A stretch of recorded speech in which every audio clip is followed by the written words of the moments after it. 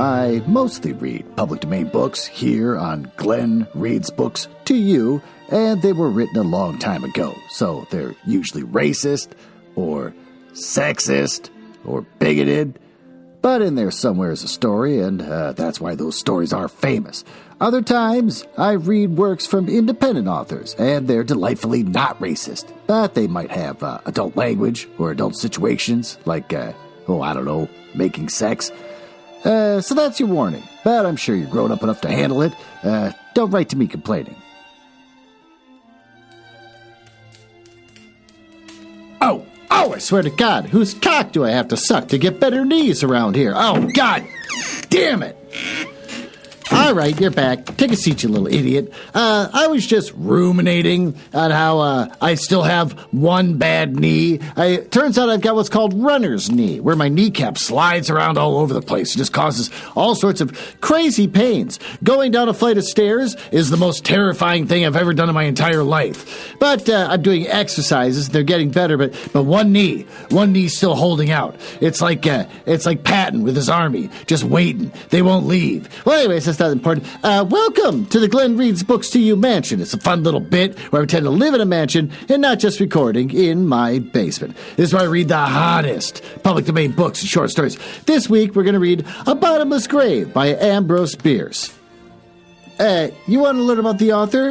Information I stole from Wikipedia? Sure. Author Ambrose Bierce, born June 24th, 1842, and died 1914. We've talked about this in the past. They kind of don't know when he died. They just know what year he died. It's a long story. He was an American short story writer, journalist, poet, and American Civil War veteran. A prolific and versatile writer, Bierce is regarded as one of the most influential journalists in the United States, and was a pioneering writer of realist fiction. For his horror writing, Michael Derrida ranked him alongside Edgar Allan Poe and H.P. Lovecraft, and S.T. Joshi speculates that he may be the greatest satirist America has ever produced, and in this regard can take his place in such figures as Juvenal, Swift, and Voltaire. His war stories influenced Stephen Crane, Ernest Hemingway, and others.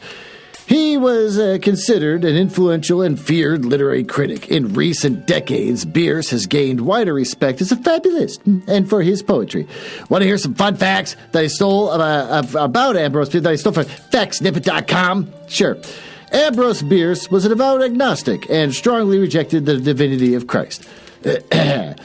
Ambrose Bierce had a lifelong asthma, as well as complications from his war wounds, most notably episodes of fainting and irritability assignable to the traumatic brain injury experienced at Kennesaw Mountain.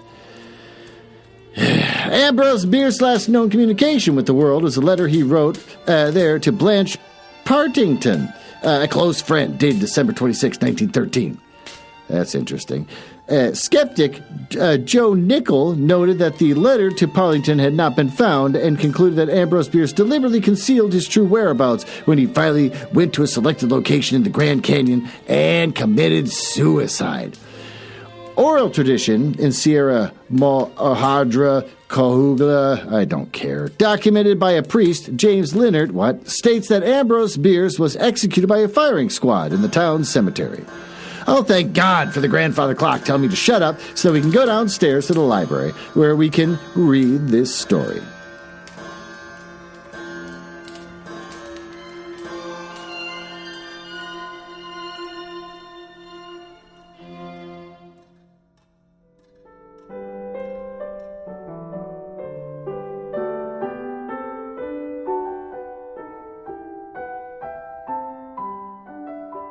Hold on. I'm coming. Okay, I'm here. It takes a while. I have a bad knee.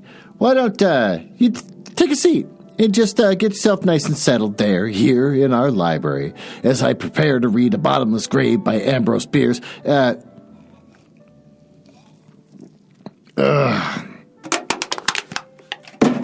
get wet.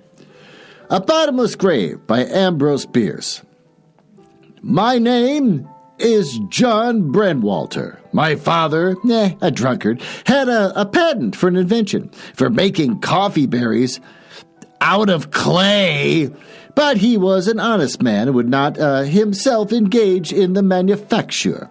He was, therefore, only moderately wealthy, his royalties from his really valuable invention bringing him hardly enough to pay for his expenses of litigation with rogues guilty of infringement. So I lacked many advantages enjoyed by children of unscrupulous and dishonorable parents. And had it not been for a noble and devoted mother who neglected all my brothers, and sisters and personally supervised my education, that makes her noble, should have grown up in in ignorance and been compelled to teach school.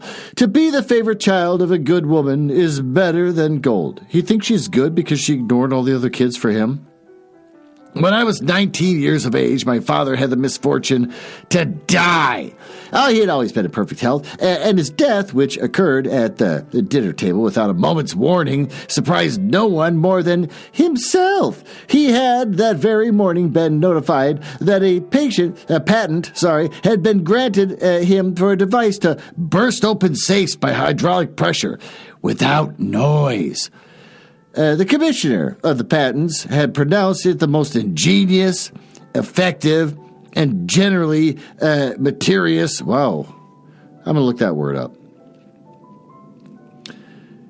Meritorious. Deserving of a reward or praise. All right, fine. Why did I waste my own time? Also, why is the commissioner of patents just like, this one's really good, and reaches out to him, you're a genius? How often does that happen? Probably never. Invention that had ever been submitted to him. And my father had naturally looked forward to an old age of prosperity and honor. His sudden death was, therefore, a deep disappointment to him, but my mother, whose piety and resignation to the will of heaven was conspicuous virtues of her character, was apparently less affected. At the close of the meal, when my poor father's body had been removed from the floor, she called us all to an adjoining room and addressed us as follows. My children, the common occurrence that you have just witnessed is one of the most disagreeable incidents in a good man's life, and one in which I take little pleasure, I assure you. I beg you to believe that I had no hand in bringing it about. Who says that? Of course, she added after a pause, during which her eyes were cast down in deep thought, of course, it's better that he's dead. Everything about this story is so weird, but okay. I can't imagine, being at a McDonald's and someone has a heart attack and falls over, and I stand up and go, everyone, look at me. I had nothing to do with this.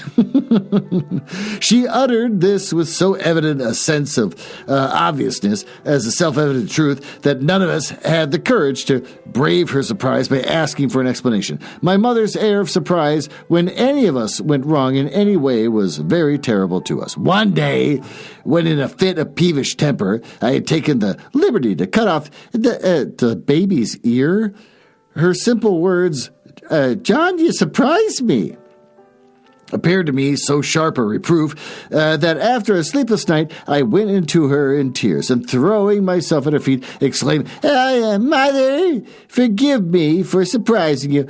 So we all, including the one-eared baby, oh my God, felt that it should help keep matters smoother to accept without question the statement that it was better somehow for our dear father to be dead.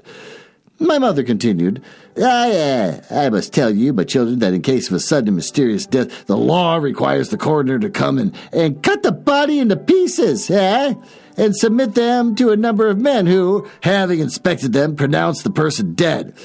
For this, the coroner gets a large sum of money. I wish to avoid that painful formality in this instance. It is one which never had the approval of the remains. John. Here, my mother turned her angel face to me, sorry. Why am I apologizing? It's my goddamn show. You are an educated lad, very discreet. You have now an opportunity to show your gratitude for all the sacrifices that your education has entailed upon the rest of us. John, go and remove the coroner. Inexpressibly delighted by this proof of my mother's confidence, and by the chance to distinguish myself by an act that squared with my natural disposition, I knelt before her, carried her hand to my lips and bathed it with tears of sensibility. Weird. Before 5 o'clock that afternoon, I removed the coroner. I was immediately arrested and thrown to jail. Why? Where I passed the most uncomfortable night. Being unable to sleep because of the profanity of my fellow prisoners, 2 clergymen, whose theological training had given them a fertility of impious ideas and a command of the blasphemous language altogether unparalleled. But along toward morning, the jailer, who, sleeping in an adjoining room, had been equally disturbed, entering the cell with a fearful oath, warned, and the reverend gentleman, if he had heard any more swearing, their sacred calling would not prevent him from turning them out of the street. After that, swearing their sacred calling would not prevent them from turning them into the street. So he's saying here in jail, if you guys don't stop swearing, I'm going to let you free. Is that what I'm reading? Maybe I'm wrong. I've had a couple White Claws. After that, they moderated their objectional conversation, substituting an accordation, and I slept a peaceful and refreshing sleep of youth and innocence. The next morning, I was taken before the superior judge, sitting as a committing magistrate, and put upon my preliminary examination. I pleaded not guilty, adding that the man who I had murdered was a notorious Democrat. Did he murder the coroner? What?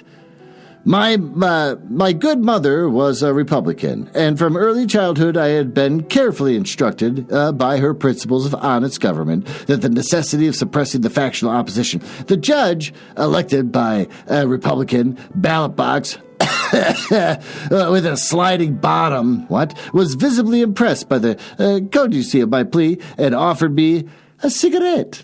What the fuck is going on? How come I'm not following anything that's happening here? I've only had 2 White Claws. I'm not drunk. May it please your honor, began the district attorney, I do not deem it necessary to submit any evidence in this case. Under the law of the land, you sit here as a committing magistrate. It is therefore your duty to commit. Testimony and argument alike would imply a doubt that your honor means to perform your sworn duty. That is my case.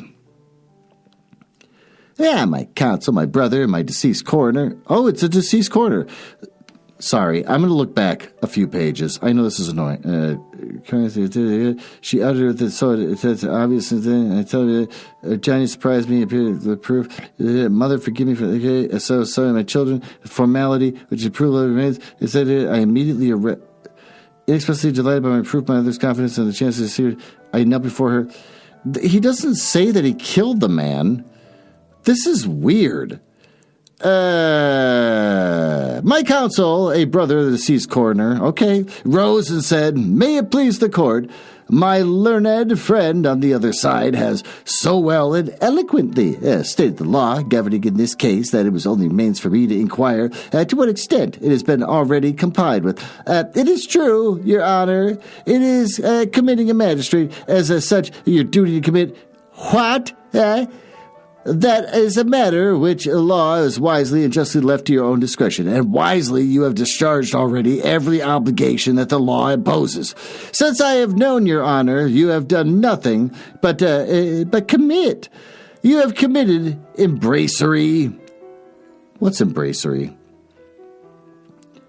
Searching. A common law, embracery, is the attempt to influence a juror. Fine. Theft, arson, perjury, adultery, murder, every crime in the calendar, and every excess known to the sensual and depraved, including my learned friend, the district attorney. You have done your whole duty as a committing magistrate, and there is no evidence against this worthy young man. My client, I move that he be discharged. He just admitted that he murdered the coroner. An impressive silence ensued, and the judge arose and put on a black cap, and in a voice trembling with emotion, sentenced me to life and liberty. Then turning to my counsel, he said coldly but significantly, I will see you later. Okay, weird. Well, with that, why don't we take a break, and go down to my basement? It's not weird. It's fine. I've made my basement more comfortable for people like you. So why don't we go down to my basement where I let you know about the latest upcoming books from Penguin Random House.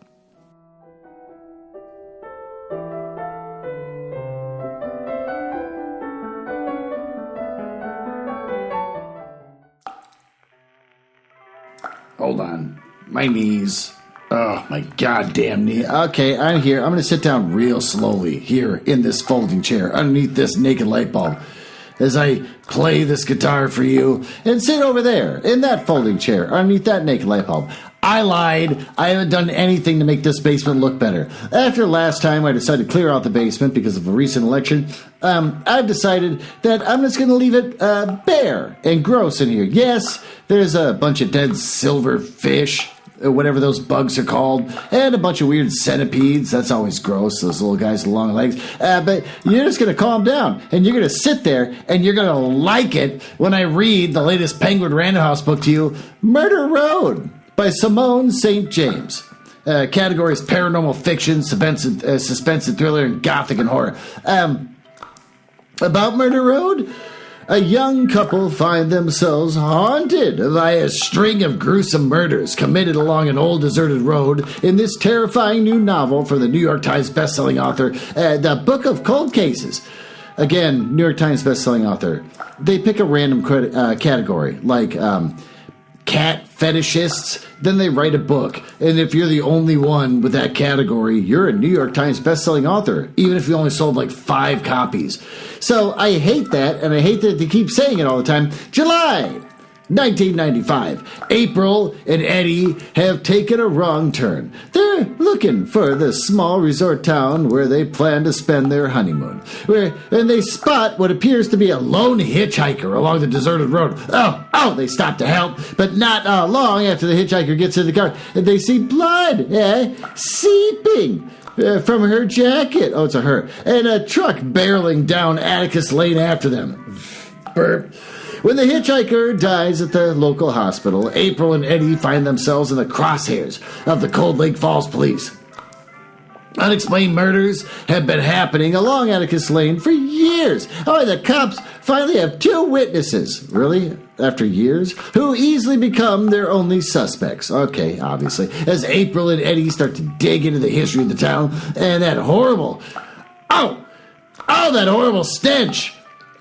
Stretch. I thought it said stench. It's my show. Fuck you. Of road to clear their names. They soon learn that there is something supernatural at work. Something that could not only tear the town and its dark secrets apart, but take April and Eddie down with it all. Well, that's Murder Road by Simone St. James. You can get a paperback for $19. Coming out February 11th. 2025 from Amazon, Barnes & Noble, Books A Million, Bookshop.org, Hudson Booksellers, Powell's. I hate Target. And, well, Walmart's just as bad. Amazon's bad too.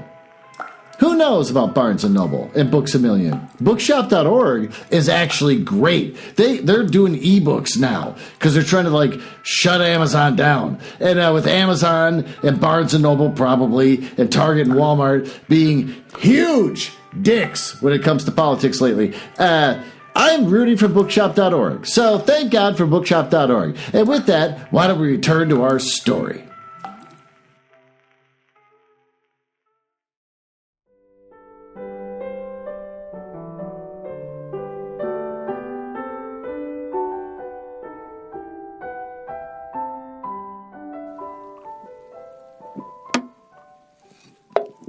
Yeah, whatever. It's my 3rd one. Don't you judge me.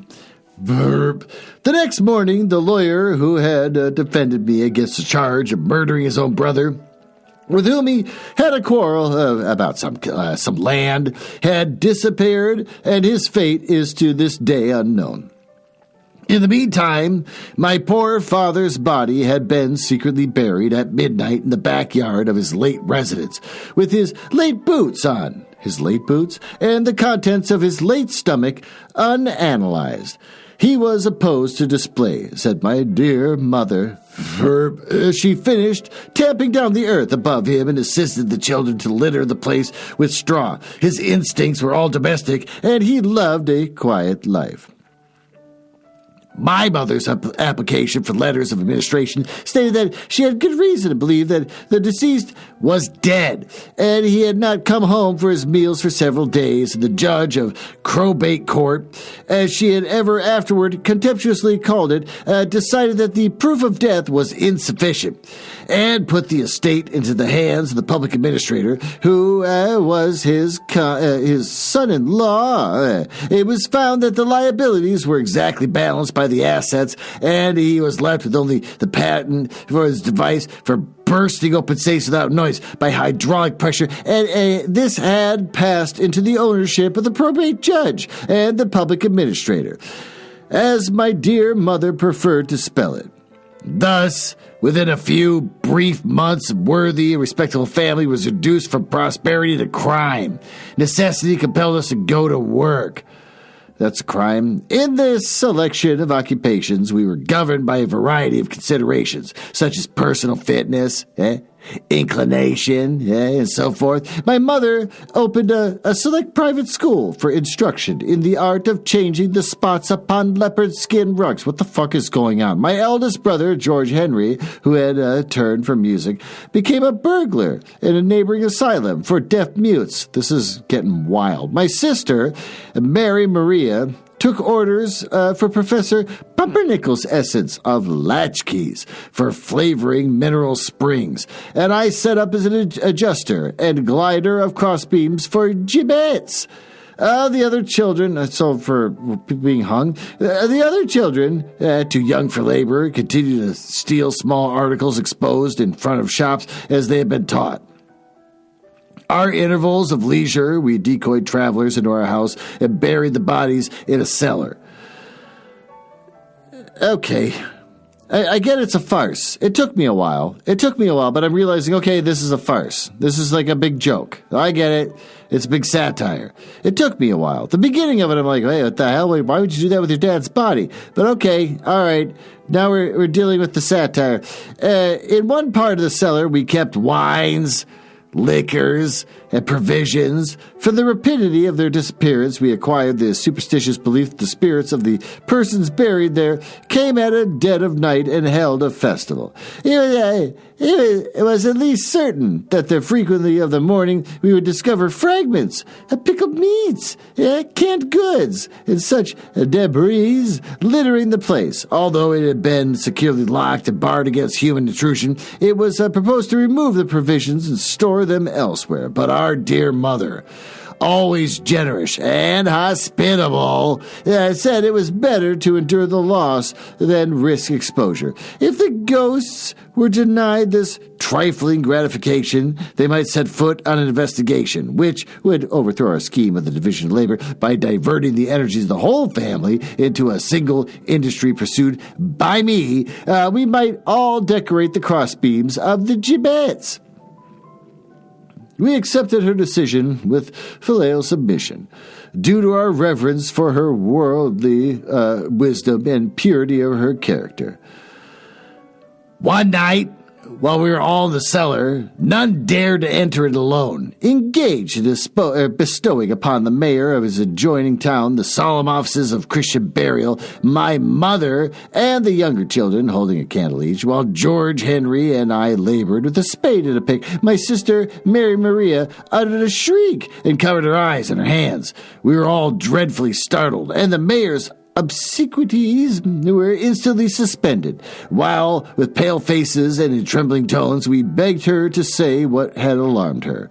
The younger children were so agitated that they held their candles unsteadily, and the waving of shadows and our figures danced with uncouth and grotesque movements on the walls and flung themselves into the most uncanny attitudes. Jesus Christ, that was the longest paragraph without any periods. The face of the dead man, now gleaming ghastly in the light and now extinguished by some floating shadow, appeared at each emergence to have taken on a new and more foreboding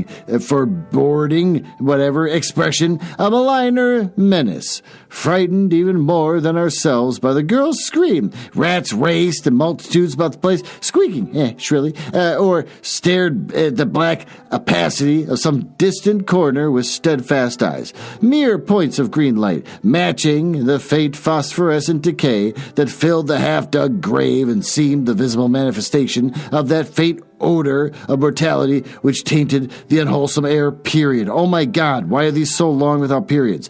The children now sobbed and clung about their limbs of their elders, dropping their candles, and we were near being left in total darkness, except for that sinister light which slowly welled upward from the disturbed earth and overflowed the edges of the grave like a fountain. Meanwhile, my sister, crouching in the earth, had been thrown out of excavation, had removed her hands from her face, and was staring with expanded eyes into an obscure space between two wine casks. "There it is! There it is!" she shrieked, pointing. "God in heaven, can't you see it?" And there, indeed it was, a human figure, dimly discernible in the gloom, a figure that wavered from side to side as if about to fall, clutching at the wine cask for support, had stepped unsteadily forward, for one moment stood revealed in the light of our remaining candles, then it surged heavily and fell prone upon the earth. In that moment we had all recognized the figure, the face and bearing of our father, dead these 10 months and buried by our own hands! Exclamation point. Our father, indubitably risen and ghastly drunk. I love how they can call that out. Like, their father comes back from the grave and they're like, "Oh my God, it's our dad." And I think he's drunk. On the incidents of our precipitate flight from the horrible place, or on the extinction of all human sentiment in that tumultuous, mad scramble up the damp and moldy stairs, slipping, falling, pulling one another down, and clambering over one another's backs. The lights extinguished. Babes trampled beneath their feet of their strong brothers and hurled backward to death by a mother's arm! Exclamation point. Am-dash. On all of this I do not dare to dwell. My mother, my eldest brother, and my sister and I escaped. The others remain below to perish of their wounds, or of their terror, some perhaps by flame. For within an hour, we four, ghastly gathering together what money and jewels we had and what clothing we could carry, fired the dwelling and fled by its light into the hills. We did not even pause to collect the insurance. My dear mother said on her deathbed years afterward in distant land that this was the only sin of omission that lay upon her conscience. Really? Her confessor, a holy man, assured her, she told her son to go kill the assured her that under the circumstances of heaven, would pardon the neglect. About 10 years after our removal from the scenes of my childhood, I, then a prosperous foreigner, returned in disguise to the spot with a view of obtaining, if possible, some treasure belonging to us, which had been buried in the cellar. I may say that I was unsuccessful. The discovery of many human bones in the ruins had set authorities digging for more. They had found the treasure and kept it for their honesty, and the house had not been rebuilt. The whole suburb was, in fact, a desolation. So many unearthly sights and sounds had been reported thereabout that nobody would live there, as there was none to question, nor molest. I resolved to gratify my filial piety by gazing once more upon the face of my beloved father. If indeed our eyes had deceived us and he was still in his grave, I remembered, too, that he had always worn an enormous diamond ring, and never having seen it nor heard of it since his death, I had reason to think, he might have been buried in it. Procuring a spade, I soon located the grave in what had been the backyard and began digging. I love this. These are horrible people. He's just like, my dad was buried at the ring. I should go get that. So he's just going to come back and go dig for it. When I had gotten down about 4 feet, the whole bottom fell out of the grave, and I was precipitated into a large drain, falling through a long hole into its crumbling arch. There was nobody, nor any vestige of one. Unable to get out of the excavation, I crept through the drain, and having with some difficulty removed a mass of charred rubbish and blackened masonry that choked it, emerged into what had been that fateful cellar. All was clear. My father, whatever had caused it to be, quote, taken bad, unquote, at his meal, and I think sainted mother would have thrown some light upon that matter, had indubitably been buried alive. Oh, the grave, having been accidentally dug above the forgotten drain and almost down almost to the crown of its arch, and no coffin having been used, his struggles on reviving had been broken, the rotten masonry that he had fallen through, escaping finally into the cellar. Oh, feeling that he was not welcome in his own house, yet having no other, he had lived in the subterranean seclusion, a witness to our thrift and a pensioner to our providence. It was he who had eaten our food. It was he who had drunk our wine. Oh, that explains the drunkenness. He was no better than a thief. In a moment of intoxication and feeling, no doubt, that need of companionship, which is one sympathetic link between a drunken man and his race, he had left his place of concealment at a strangely inopportune time, entailing the most deplorable consequences upon those nearest and dearest to him, a blunder that had almost the dignity of a crime. Well, with that, why don't we go down to the smoking room and review what the hell we just read?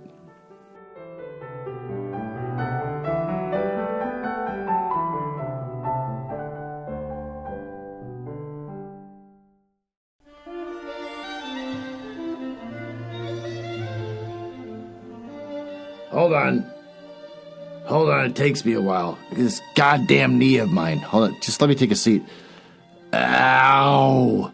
Okay, I'm finally sitting. My wife's goddamn birds. Take a seat there, and in front of the coffee table in front of you, you'll find a baboon skull. And if you take the top off that baboon skull, you'll find it filled with cigarettes. Have a cigarette while we talk about what the hell we just read. Ambrose Bierce has a long history of writing horror and war stories. And so over the last almost 7 years I've been doing this show, I've learned that his stuff is normally pretty serious, whether it's horror, which is supernatural, so it's made up, but it's not kooky. Okay, it's not kooky or anything. And then he writes his horror, his war stuff, and I'm like, oh, okay, that's all serious and is, shining a light on what war is like that he experienced. I have never read one of his satires before, so I was kind of caught off guard. It's a lot like, for me, if you read Stephen King, he writes one kind of novel, horror, all the time.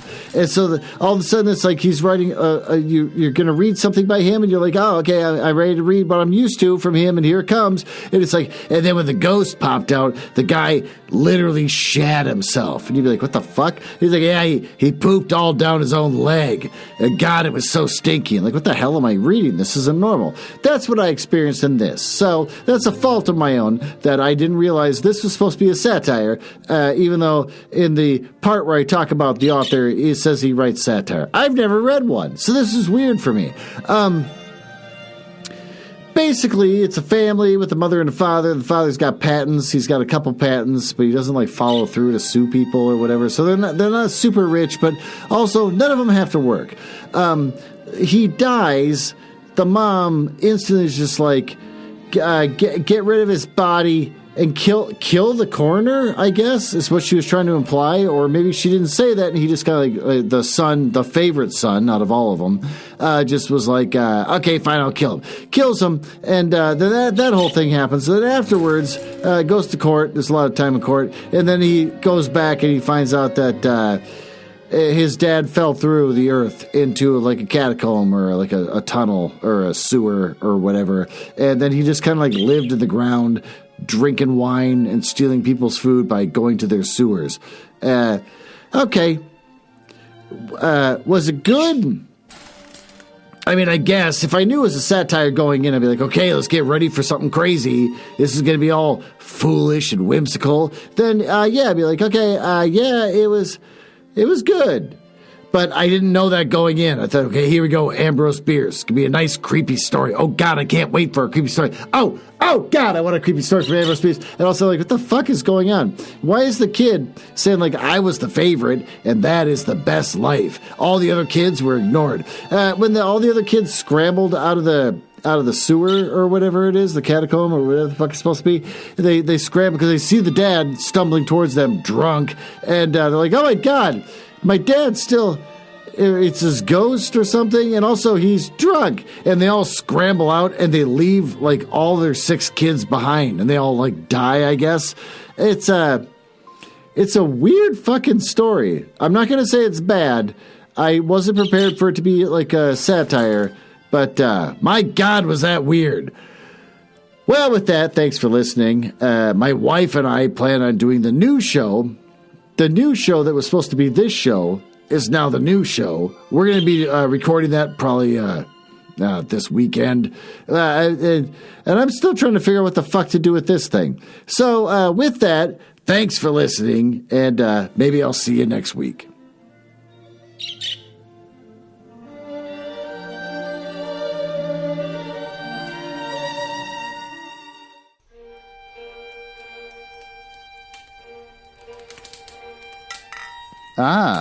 Well, it appears you found me in the part of the podcast I hate the most, where I tell you all about the places on the internet where you can find me. You can tell I hate this because of the sound effects making it sound like a stormy night in the drawing room of the damned. Now, are you cool? I like cool people. It's the reason why I got involved in this business to begin with, just to meet cool people, not losers. So if you're cool, feel free to go over to my website, nuzzlehouse.com. But if you go there, you get to hear some of the other stuff that I and my wife work on, like the Radio Mystery Theater show, where we try to recreate the same show that used to be on in the 70s, but they don't make any episodes anymore. So we make our own, and we just steal all their commercials.